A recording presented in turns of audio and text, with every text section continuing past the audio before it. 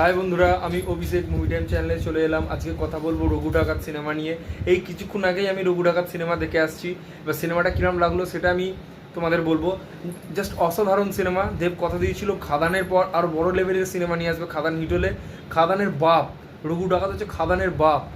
Just অসাধারণ cinema, দারুণ cinema করেছে রঘু ডাকাত। অনেক যারা ইউটিউবে ভিডিও করে রিভিউয়াররা মানে রিভিউ দিচ্ছে, অনেকে ইউটিউবাররা যে রিভিউ দিচ্ছে যে রঘু ডাকাত মানে কিছু কিছু জিনিস হয়তো ভালো লাগেনি, কিন্তু বিশ্বাস করো অসাধারণ সিনেমা। দেখো সিনেমা কেমন লাগলো এটা যার যার ব্যক্তিগত ব্যাপার।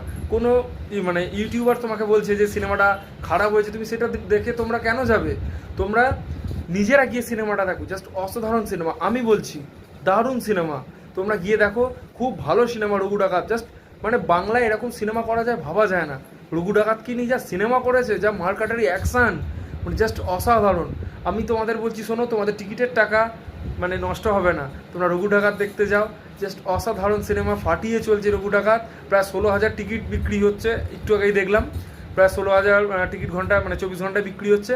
তোমরা রঘু ডাকাত সিনেমা দেখো এবং ভীষণ মজা করো। টাটা।